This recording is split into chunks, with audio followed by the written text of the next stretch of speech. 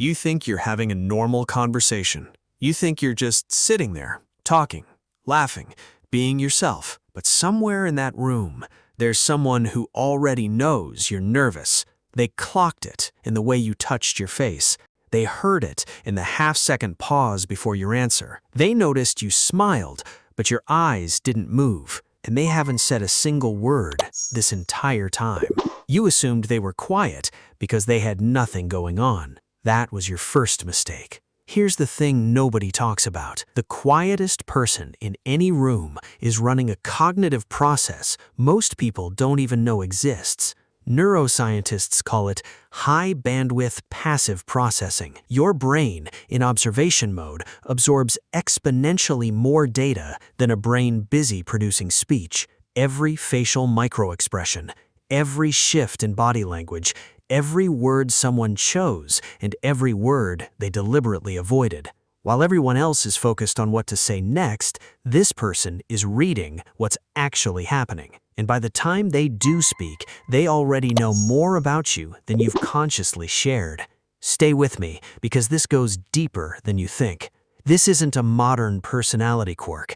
This is ancient, hardwired, tested across thousands of years of human survival. Every tribe had performers, people who held group energy, bonded through noise, created connection through shared laughter. They were essential, but every tribe also had one person who never performed. They sat at the edge of the fire, watching, processing, tracking every shift in alliance, every flicker of deception, every change in someone's loyalty before that person even realized it themselves. They weren't background characters. They were the reason the tribe survived. Oxytocin, the bonding hormone, flows fast through noise and laughter. Loud people form bonds quickly, but the observer, they form bonds that don't break.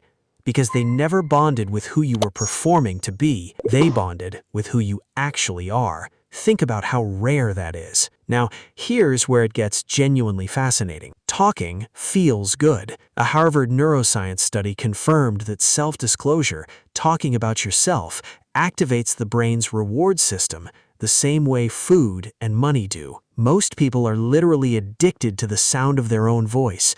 Not out of arrogance, their brain is chemically rewarding them for it.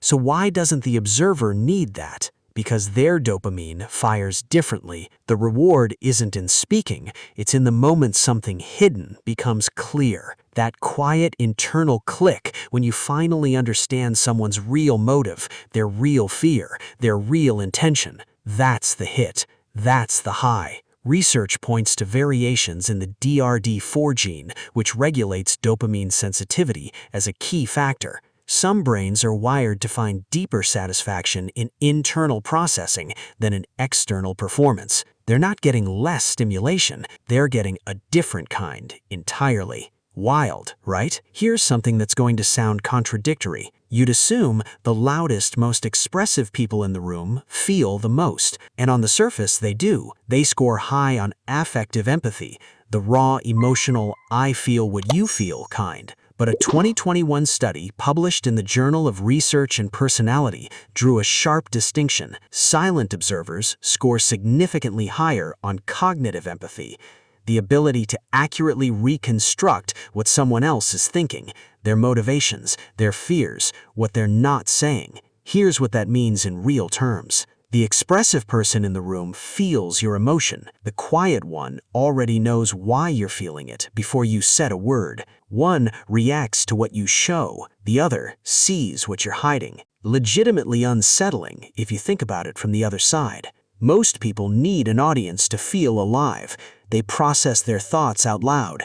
They need the reaction, the validation, the shared moment to confirm that what they experienced was real. The observer doesn't need any of that. Psychologist Mihaly Csikszentmihalyi spent decades researching what he called flow, the state where your mind is so completely absorbed in something that time disappears, performance vanishes, only pure presence remains. He found it almost never happens in noise. It happens in exactly the mental state the silent observer lives in permanently. While the rest of the room is performing their life for an audience, the observer is actually inside theirs. not watching from the outside, more inside than anyone realizes. So go back to that room, the one where you thought you were just having a normal conversation, where you assumed the silent one had nothing going on. They clocked your nervousness in the first 30 seconds. They tracked the gap between what you said and what you meant. They already knew before the conversation ended exactly who you were trying to be. And they never said a word. That's not shyness. That's not awkwardness. That's one of the most sophisticated cognitive profiles a human brain can run. In a world that mistakes loudness for intelligence, the quietest person in the room might be the most dangerous one in it. Not dangerous like a threat, dangerous like someone who already knows the truth. If this hit different, if you recognized yourself somewhere in this video, there's something else you need to watch. We're covering why people who observe deeply also carry emotions more intensely than anyone around them. It's not weakness. Neuroscience has a very specific explanation for it. Click here. You'll understand something about yourself you've never been able to put into words.